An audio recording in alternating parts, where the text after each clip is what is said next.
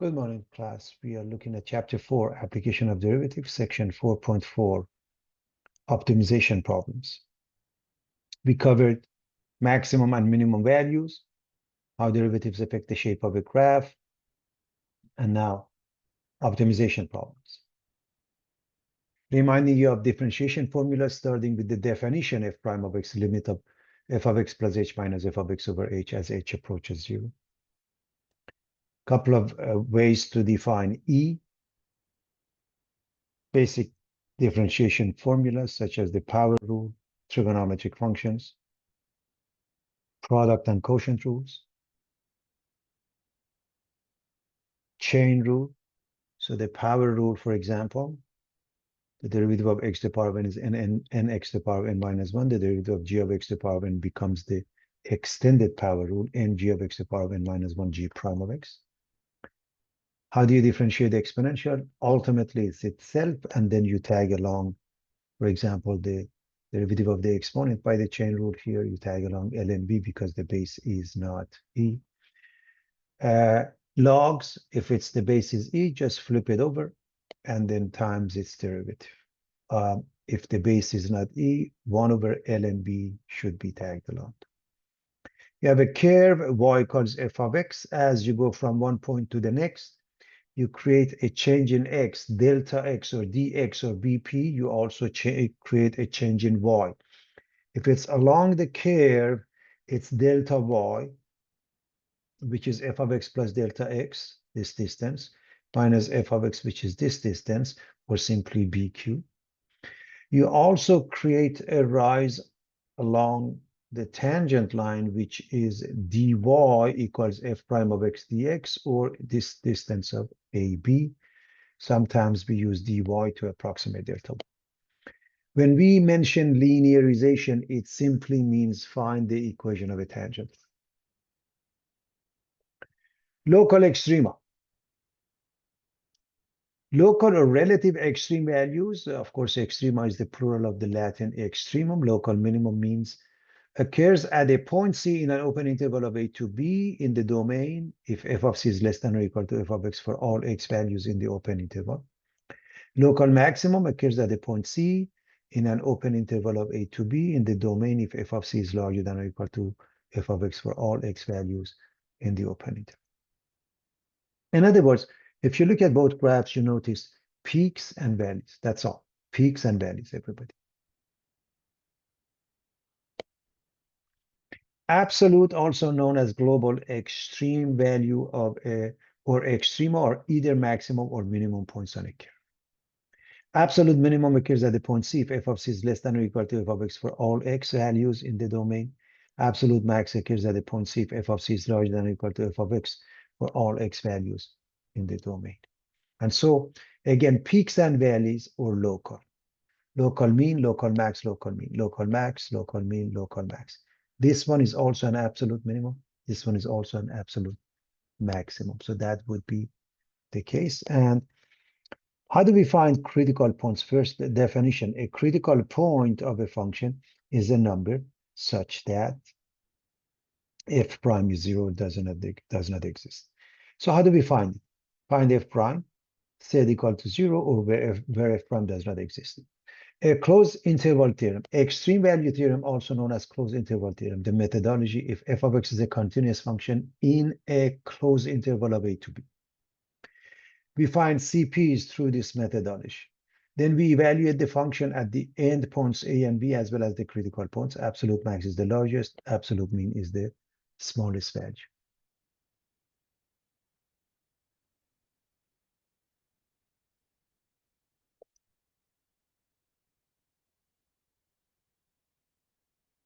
How derivatives affect the shape of a graph? A function is increasing where f prime is positive, decreasing where f prime is negative.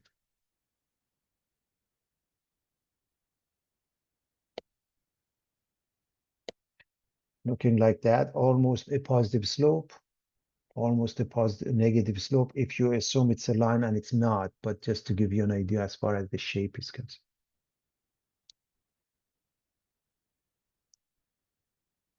A relative maximum or relative minimum is a critical point at the top or bottom of interval of of a graph, as we mentioned, uh, peaks and valleys.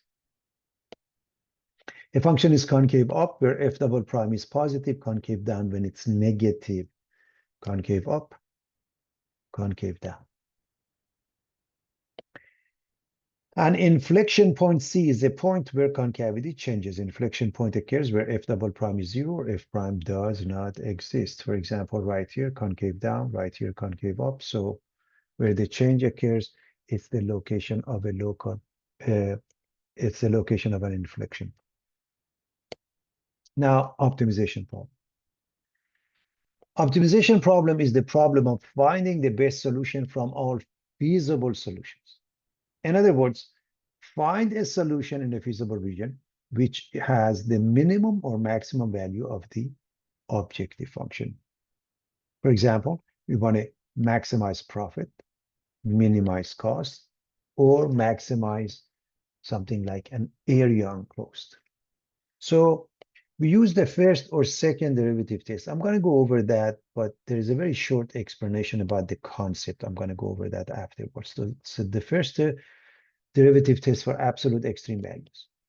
Suppose that C is a critical number of a continuous function, f defined on an interval if f prime is positive for all x larger than C, and negative for all x larger than C, then f of C is the absolute maximum. In other words, first is maximum, it's positive, then it's negative. First is increasing, then it's decreasing. If f prime is less than 0 for all x less than C and positive for all x larger than C, then f of C is absolute minimum. Again, first is decreasing, then is increasing. That's the meaning of it, something we've seen before. Now, first derivative test for absolute extrema simply indicates a local extremum is an absolute one if it's the one and only extremum. In other words, when you do the first or even the second derivative test, if you happen to have an open interval with one critical point, local becomes absolute. Second derivative test for absolute extrema on an interval. If there is exactly one critical number, let f be continuous on an open interval of a to b with only one critical number c in the interval. If f prime is 0 and f double prime is positive, then f of c is the absolute minimum of the function. And if f prime is 0 and f double prime is negative, then f of c is the absolute maximum of the function. Why is that? Because if this is positive, concave up, local minimum, which becomes absolute. If it's negative, concave down, local maximum, which becomes absolute because it's only one critical point. Now, here's an example which really helps understand what we just mentioned. A farmer has 2,400 feet of fencing and wants to fence off a rectangular field that borders a straight river. He needs no fence along the river, and that's really a key. What are the dimensions of the field that has the largest area? So one way is really not to do the right thing by just making up dimensions, okay? That's not a proper way of doing it. For example, 100 and 2,200, you see that you get 2,400 of feet of fencing, and their product is the area, in this case, 700, 700, 1,000, so on and so forth. This is not proper. What is the proper way? You draw the setting. You define your variables. X represents the width, Y represents the length. We want to maximize the area, which is X times Y. That is the objective function. Maximize the area, X times Y. What is the restriction? Well, we have 2,400 feet of fencing. This is called the constraint. The equation of the constraint would be 2,400 feet of fencing. If you look at this rectangular shape, the perimeter is normally 2x plus 2y, 2 times the width, 2 times the length. However, this side, we don't need any fencing. It's against the river. So 2x plus only 1y must be 2,400 feet. And we call it a constraint. So that is the setup by reading the question, understanding it, using algebra/geometry to come up with that. So far, it has nothing to do with calculus.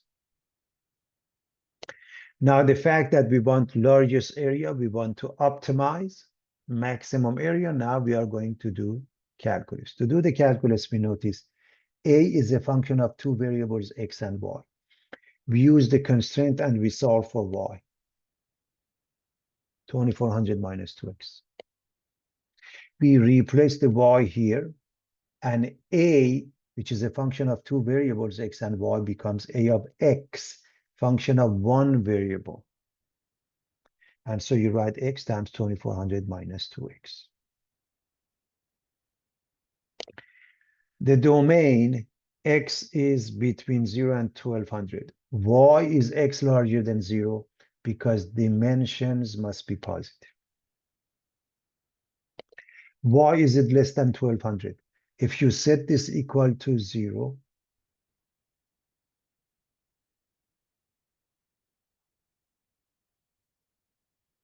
X becomes 1200. If you pick a number larger than 1200, 2400 minus 2 times that becomes a negative number. You can't have a negative because negative times positive is negative. The area becomes negative.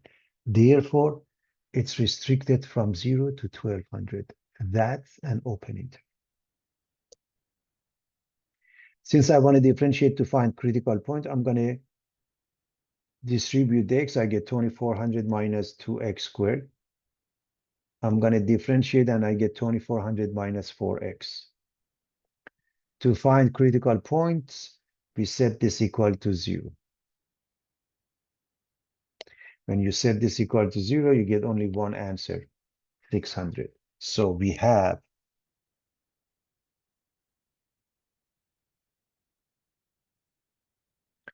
an open interval of 0, 1200 with only one critical point in between. So local becomes absolute. That's what the previous page was all about, okay? The theorems. So we have an open interval. We have one critical point. Do we do the first or the second derivative test? I'm going to do both, and I explain to you why we're going to stick with one. So the first derivative test, you have a number line from negative to positive infinity, in this case 0 to 1200, for example. You have X, you have A prime of X. At 600 becomes 0, and then you pick up a test point to the left and right of 600. To the left, you can even pick 0. If you plug in, you get positive 2400. To the right, let's say 700 minus 4 times 700, negative 2800, subtracted, you get negative. So we throw in arrows to make it easier. Increasing, decreasing. 600 is a location of a local max, or because it's only one critical point with an open interval based on the theorem that was discussed, it is where the maximum occurs, absolute max. So that's the first derivative test. How do we do the second derivative test? Let's differentiate it. You get just negative 4. Now, you have to evaluate A double prime of X at the critical point. In other words, you have to plug in, but this is independent of X, which means regardless of this value, this remains as negative 4. And that's the key. It's negative. We just want the sign. Negative means concave down. Concave down means maximum. Why is that? Because here's the shape. So maximum occurs when X is 600. So if X is 600, you put it here. 2 times that 1200, subtracted from 2400, you get 1200. So the question was, what are the dimensions? Well, X is 600, Y is 1200. So 600 by 1200. They didn't ask for the maximum area, but we're going to find it. It's the product of the two, 720,000 square feet. So I'm going to quickly recap this. You read the question. You define your variables first and foremost. X represents the width, Y represents the length. You want to maximize the area, the width times the length, X times Y. And you have 2,400 feet of fencing, normally 2X plus 2Y, 2 times the width, 2 times the length, but this side doesn't need it, 2X plus Y equals 2,400. Since you want to maximize, you look at the objective function and you say, do you have two variables? You use the constraint to solve for Y, you put it in there, you make it a function of one variable. Now you differentiate, you get one critical point with an open interval, local becomes absolute. You can do the first or the second derivative test. I would only do the second derivative test because it's easier and faster. I did both for practice. Here's an example. Find two numbers whose sum is 80 and whose product is a maximum. First and foremost, define your variables. What are the numbers? Let the numbers be X and Y. Choose any variable of your choice.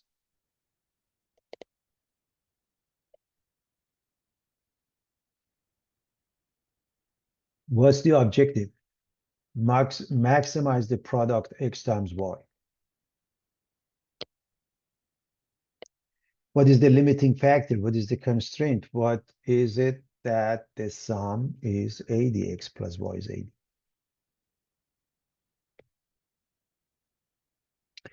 P has two variables. You want to maximize that. You want to make it a function of one variable. You're going to solve for X and put it in there. And now it has one variable. That's why you change P to P of X.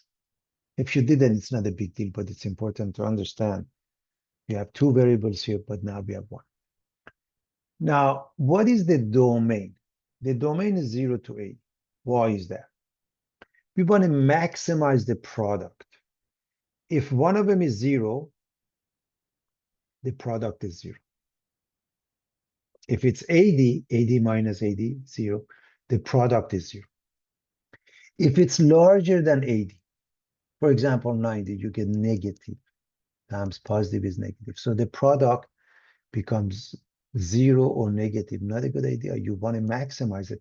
So you want the product to be positive, and this is the only way to make it positive. This guarantees the product is positive. So we want to differentiate this, so we are going to distribute first to make it easier. 80x minus x squared. Now P prime is 80 minus 2x.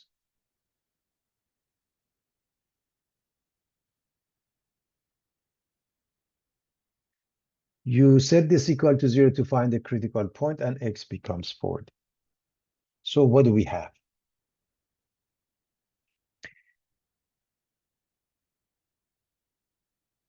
We have an open interval of 0 to 80. We have one critical point, and local becomes absolute. Now, is this going to maximize or minimize? We don't know yet. So what do we do, the first or the second derivative test? And I'm going to tell you that second derivative test is a lot easier because P double prime is -2. You don't even have to plug it in because it's independent of x. It's always negative regardless of what the value of x is. And therefore, if it's negative, it's concave down. And it represents the maximum because concave down looks like this. So this is the location of it, maximum. If maximum occurs when x is 40, you put it here. 40, y becomes 40. And what is their maximum product? 40 by 40, 1600. So first, define your variables, then write the objective function and the constraint.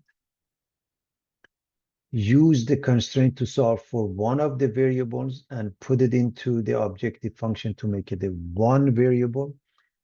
Make sure you come up with the interval. Differentiate, find the critical points. There happen to be one. Local becomes absolute. Use the first or second derivative test to prove what you have, it's what you want. And of course, second derivative test is normally easier.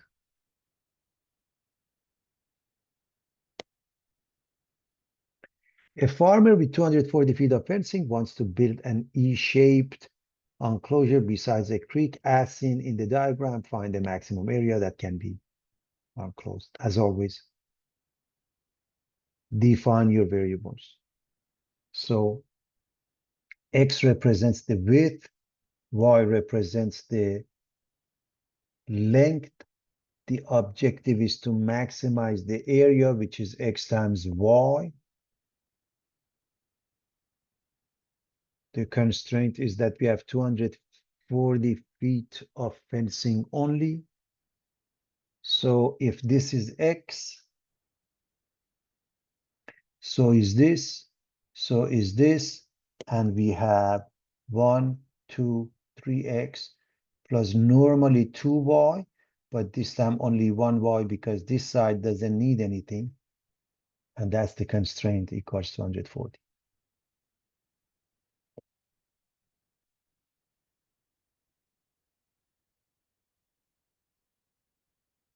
Same situation, area has two variables. We're going to solve for Y.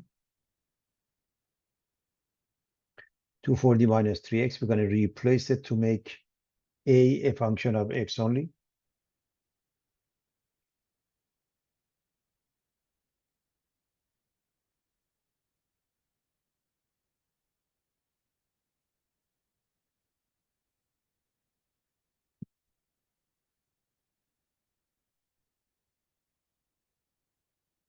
Now, what is X? Obviously, X represents a dimension, must be positive, must be also less than 80, because, again, if you set this one equal to 0, let's do that, X becomes 80. Now, if I choose X to be larger than 80, then 240 minus 3 times that becomes negative times positive, the area becomes negative, so you can't have it, and the domain is 0 to 80. We are going to continue, and so I'm going to erase my work. And because I want to go to the next step, to differentiate, I'm going to distribute first. 240x minus 3x squared. A prime is 240 minus 6x. You set this equal to 0, and the critical point x equals 40. We have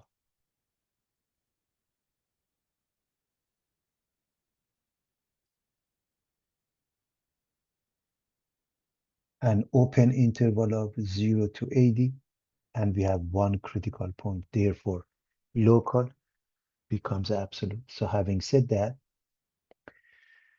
we show with the first or the second derivative test. And again, second derivative test, a double prime equals minus 6 is a lot easier.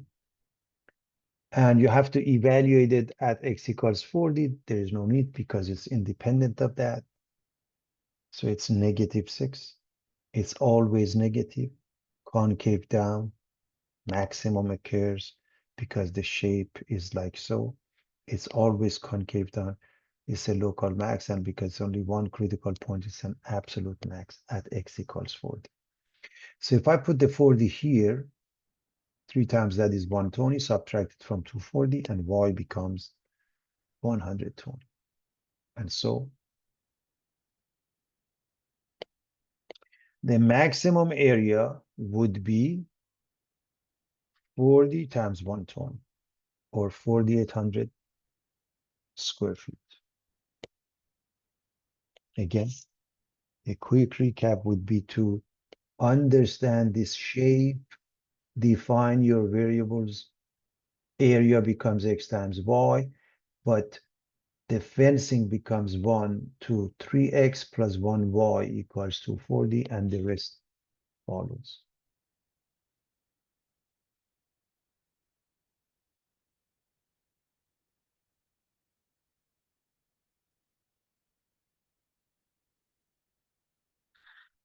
A box with a square base and open top must have a volume of 32,000 cubic centimeters. Find the dimensions that minimizes the amount of material used. So first reminding you, this is a rectangular solid. The volume is the width times the length times the height. Surface area, the concept of gift wrapping, is 2 times width times the length. If you look at width times the length is the base. There are 2 of them. Height times the length. This is the length. This is the height, is the side facing us. There are 2 of them, the one in the back, the one in front. And height times the width is the right side, the same as the left side. That's why we have 2. If all sides are identical, we call it cube. So the volume would be S cubed because all sides are equal. Surface area, if you look at any of those faces, the area is S times S, and there are 6 sides. Now, in our case, we have to define our variables. So it's X by X by H. Why is it X by X? Because it's a square base. So the base, we don't know the dimension. We say X, and both sides are X. So that's defining our variables.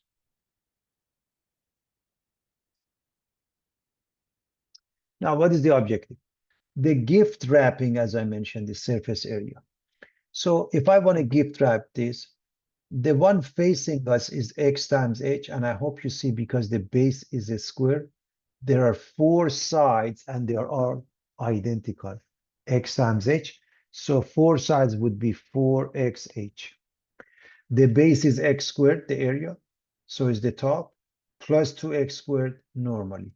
But when it says open top, this one goes away, just 1x squared. So S, the surface area would be 4xH, the 4 sides, and just the base X squared. The volume is supposed to be 3,200, and that is the constraint. So the objective is to minimize the surface area. The constraint is that the volume is the width times the length times the height, X squared H equals 32,000.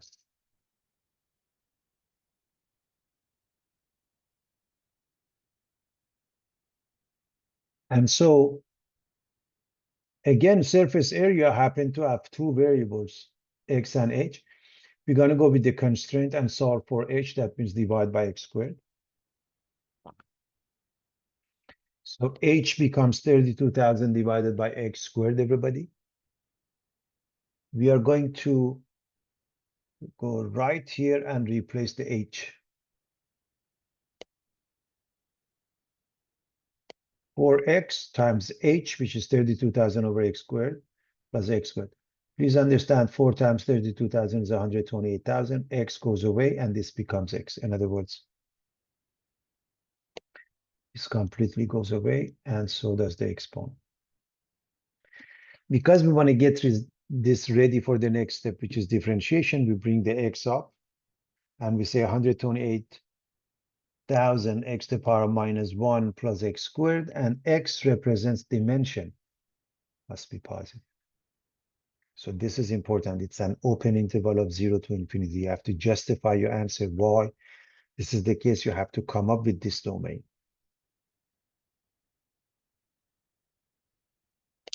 Now, everything that we've done so far, it's elementary algebra. Let's go do calculus differentiation. The product of these two is negative 128,000 x to the power of minus 2, and this one is 2x. Now, because we want to find the critical points, meaning we have to set it in a format that is doable, we are going to bring this down and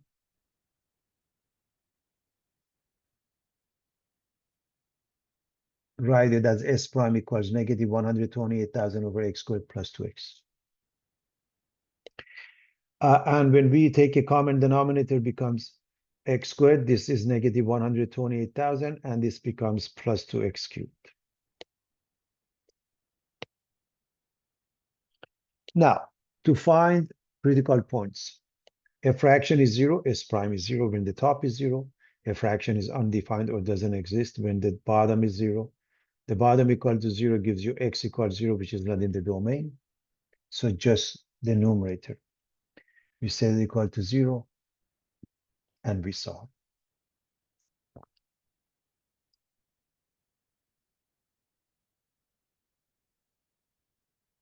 So 2x cubed is 128k, x cubed is 64k or 64,000. Take a root, this becomes x, this becomes 4, 3 zeros go down to 1. X equals 40. We have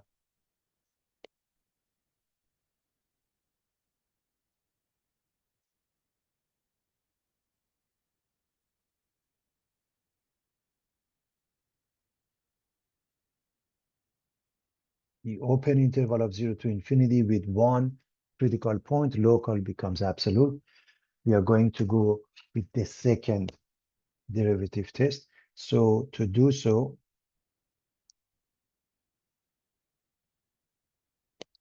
we are going to use this one to differentiate. The product of these two is positive 256,000 x to the power of minus 3, and this becomes true. We put this down. It's 256,000 divided by x cubed. You have to evaluate S double prime at x equals 40. So when we do that, I hope you recognize this as positive plus 2 is more positive. But 40 cubed is 64,000. When you divide, you get 4 and 2 is equal to 6. Anyways, the point is that it's positive. It means concave up means minimum occurs because it looks like this. The minimum occurs when x equals 40 centimeters. So if you put it here, 40 squared times h equals 32,000. 40 squared is 1600 divided and you get 20 centimeters. So the dimensions are x equals 40, h equals 20. In other words, 40 by 40 by 20, and we are done. They didn't ask. They just wanted the dimensions. They didn't ask for the minimum amount of material. But if we put it in 4 times 40 times 20 plus 40 squared, this is 1600, this is 3200, they add up to 4800 centimeters squared. So a quick recap, reminding you of how we find the volume and surface area for a rectangular solid and a cube. This is one of its form of a rectangular solid with the base being a square. So it's x by h. Surface area is 4xh plus 2x squared. It's open top, so it's only 1x squared. The volume is x squared h of 32,000. And therefore, we go through the process of finding the critical points. There is only one of them.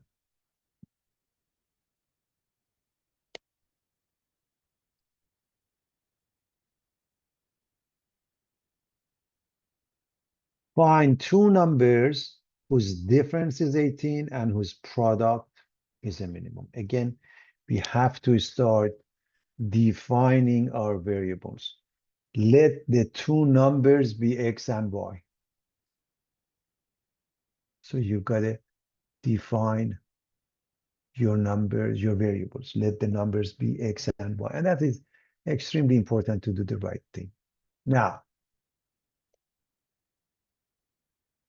what is the objective? We want to minimize the product, which is x times y. And we know the difference is 18. Now, subject to, it doesn't matter. You can write x minus y equals 18. And you find the numbers. If you said y minus x equals to 18, the two numbers are switched. That's all. Okay. So the first number and the second, if you call this the first and the second number, then if you put y minus x, you get the second number and first number. It's just, you're just looking for two numbers. So Again, this one has two variables. We are going to solve for y here, which means move this one this way becomes y, this one becomes minus 18. And now you write P of x equals x times x minus 18. And as a result, you are dealing with one variable, and instead of a p, we're going to call it P of x. Now, notice we're going to write the domain is all real numbers. And here's the reason. What is the difference between this one and the one that we wanted to maximize? What we want here, we want to minimize the product. So 0 is good? Yes. What about negative? Negative is even better because we are minimizing, so any number will do. So to move on to calculus, we are going to distribute and make it x squared minus 18x to make it easier to differentiate. So p prime of x is 2x minus 18. When we set it equal to 0, x becomes 9.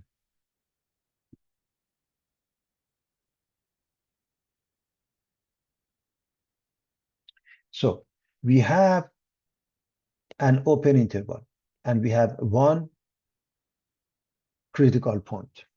Is this going to maximize or minimize? When whatever we get, it will give us absolute, and that's really the key, everybody.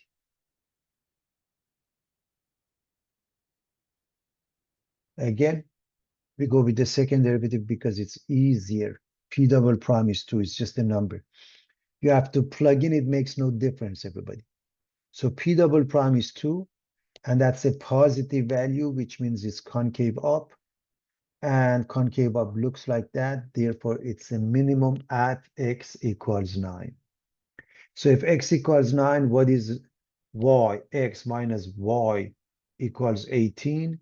Y becomes negative 9. So one of them is positive, one of them is negative 9. What is their minimum product? Minus 81. So again, you start with defining your variables, writing the objective and the constraint, getting rid of one of the variables to make the objective function a function of one variable, differentiate, find the critical point, and check it out.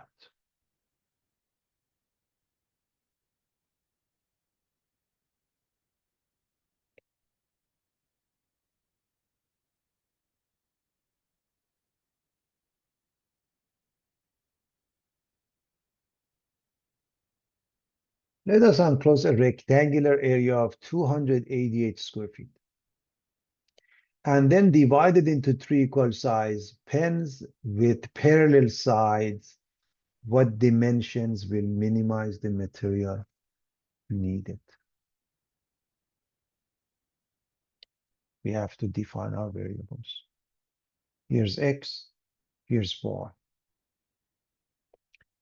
So the objective is to minimize the material, the amount of fencing that we need. So I hope you see that we have x here, x here, x here, and y here, meaning we have 1, 2, 3, 4x, and we have 2y. 4x plus 2y is the perimeter that we want to minimize.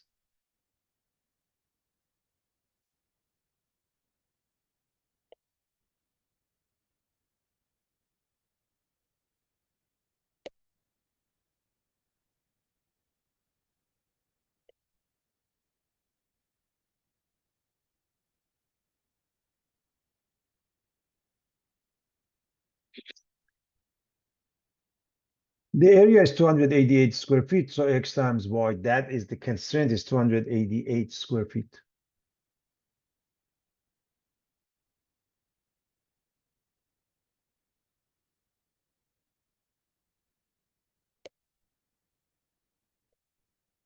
So we have two variables, x and y. So we are going to solve for y becomes 288 over x. and replace it here. So we get 4x plus 2 times 288 over x. And this is, to get this ready for the next step, which is differentiation, we're going to write this as 4x. This one is 576 over x, or x to the power of minus 1. And x represents dimensions. There is no other information, so x must be positive, everybody, because it represents dimension.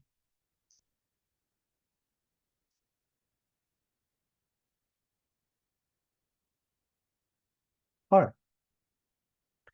Now let's do calculus by taking the derivative, and p prime becomes 4 plus minus becomes minus 576 x to the power minus 2.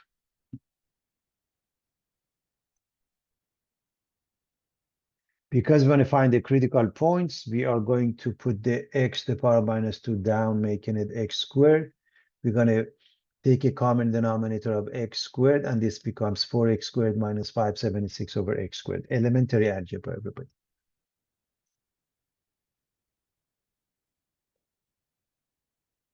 A fraction is 0 when the top is 0, and it's undefined when the bottom is 0. The bottom is 0, x equals 0 is not part of the domain.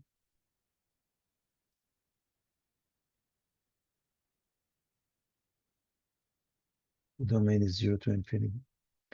And f prime, on this case, p prime is equal to 0. The numerator is 0. 4x squared is 576. Divided by 4, you get 144. So x is either positive or negative 12. And it has to be positive because it represents dimension. X equals 12. And that's only one critical point, everybody. So we have an open interval with one and only one critical point.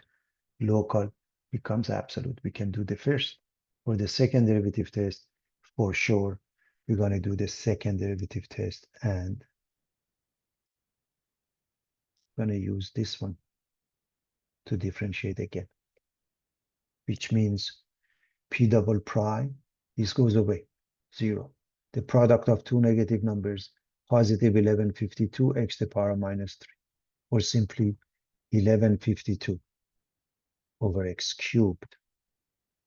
Now, the second derivative test says, find the second derivative and then plug in the critical point to observe if it's positive or negative. And that's the key, everybody. So when we plug in, even if I don't evaluate it, I should know that positive over positive is positive. And I hope you know that.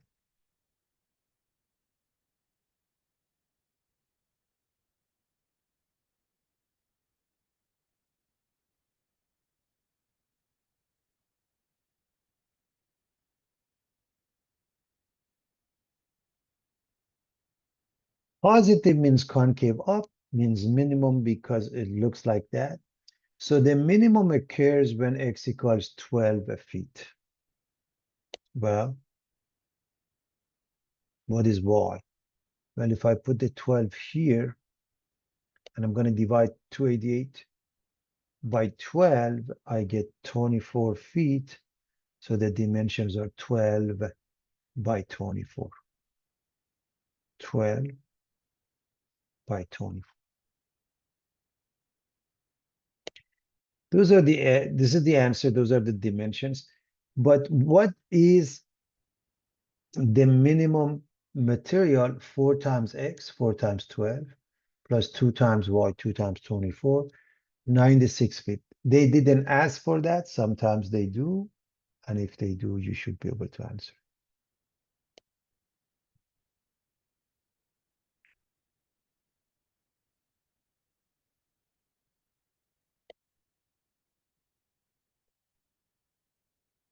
From a thin piece of cardboard, 8-inch by 8-inch, square corners are cut out so that the sides can be folded up to make a box. What dimensions will yield a box of maximum volume? What is the maximum volume?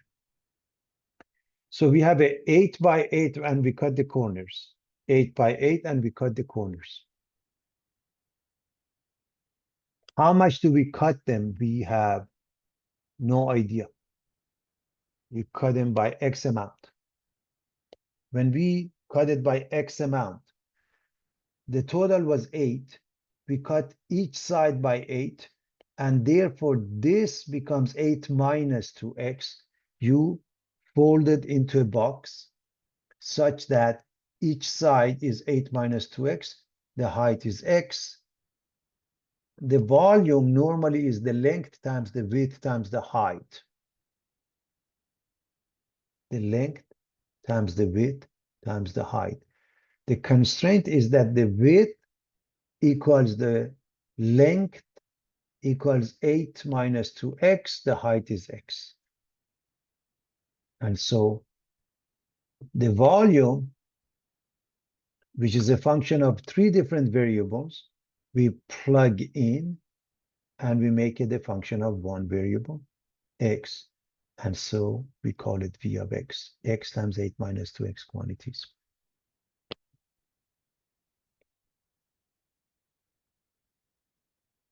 Now, let's discuss the domain. X could be what?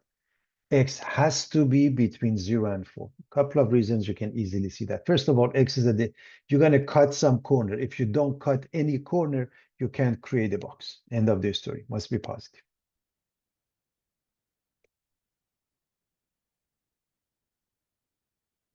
Why is it less than 4? Well, if the entire thing is 8 and you cut it in half, you get 4 on each side. Again, you don't have a box. Or if you set this one equal to 0, X becomes 4, in which case there is no volume, right? Because if X is 4, you get 0 here. 0 squared is 0 times the number is 0. Okay, so you can think about this. You can cut it in half. So now that we have everything, we want to distribute. First, we have to raise this to the power of 2. This becomes 8 squared or 64. The product of these two, and then times 2 minus 32x and plus 4x squared. Now you distribute the x. You get 64x minus 32x squared plus 4x cubed. I'm going to put the 4x cubed first and put it in descending order.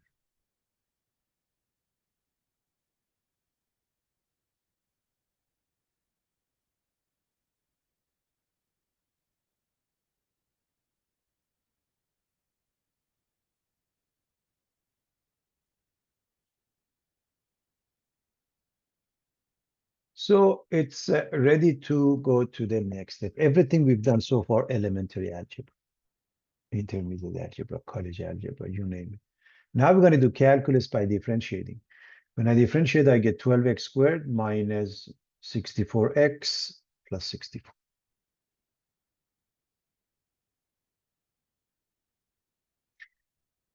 Because I want to set this equal to 0, I need to factor. So first and foremost, I'm going to take the 4 out. I get 3x squared minus 16x plus 16. You can do the factoring. If you have a difficult time factoring, you can go with the quadratic formula, but 3 is a prime number class, okay? And then 16, you cut it into 1 and 16, 2 and 8, 4 and 4, and you make it work. So if you look at this 2, you get minus 4x. Over here, you get minus 12x, and you get the middle term, minus 16x. So you set this equal to 0, either x is 4/3 or x equals 3. So there are two answers. We go back to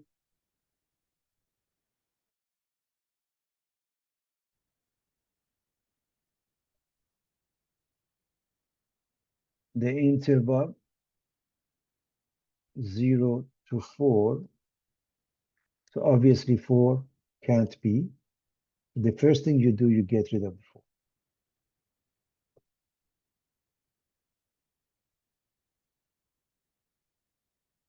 Right? Because let's call it this enough, we just explained. So there's only, so we have an open interval with one critical point. So local makes it absolute. So what do we do? First, or in this case, second derivative test. And to do the second derivative test, we're going to work on this one, everybody. V double prime is 24x minus 64. You have to evaluate this at 4/3. So plug in 4/3, everybody.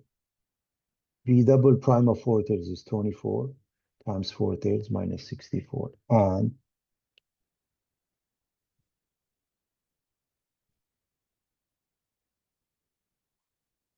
24 cancels the 3, gives you 8. 8 times 4 is 32. Minus 64 is negative 32. And we don't care it's negative 32 or any other number. We just want the sign. It's negative. Negative means concave down. Concave down means maximum because it looks like that. So the maximum occurs when x is 4/3. So back here, x is 4/3. The width and the length is 8 minus 2 times 4/3. 2 times 4/3 is 8/3. 8 is 24/3. Minus that is 16/3. So the dimensions 4/3 by 16/3 by 16/3. Those are the dimensions and we're done. Now, what is the maximum volume? You have to multiply the 3. And this is an exact answer if you multiply them, everybody. 4 times 16 times 16 is 1024. 3 cubed is 27. 1024 over 27. And this is a mixed number in case. Cubic inches.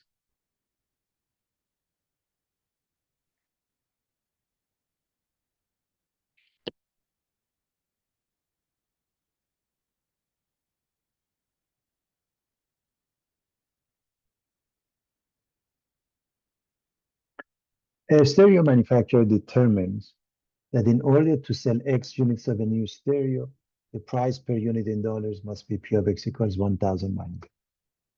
The manufacturer also determines that the total cost of producing X units is given by C of X equals 3,000 plus 20X.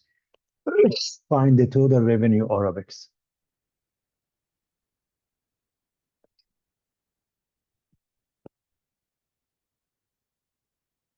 Revenue is defined by the number of units, X, times the price.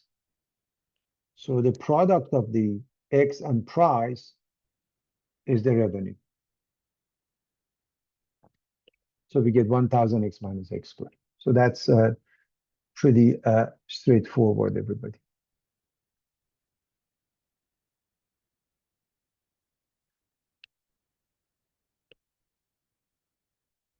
Find the total profit. Profit is defined as revenue minus cost.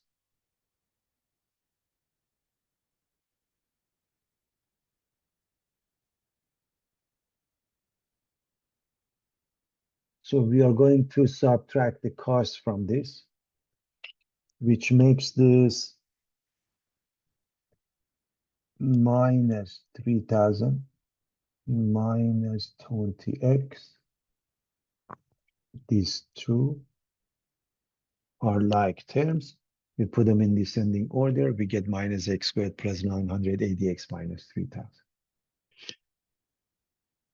So far, everything has been elementary. How many units must the company produce and sell in order to maximize profit? Well, now we can do calculus, although it can be done with algebra too. But so what do? We differentiate P prime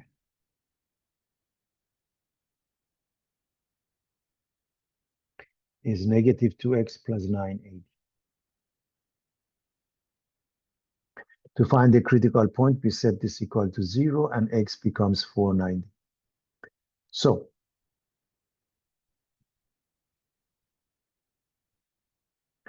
we have one critical point, so it's going to be local becomes absolute. And as far as the domain is concerned, it's really 0 to infinity. One might say it can be 0 because we may not sell anything, but then it defeats the purpose of doing, manufacturing anything in the first place. So you can think of the domain from 0 to infinity. So we use the second derivative test. P double prime is negative. Negative means concave down and therefore maximum. So maximum occurs when x is 490. What is the maximum profit? You use the profit function, which is minus x squared plus 980x minus 3000, and replace the x with what we just got here, 490.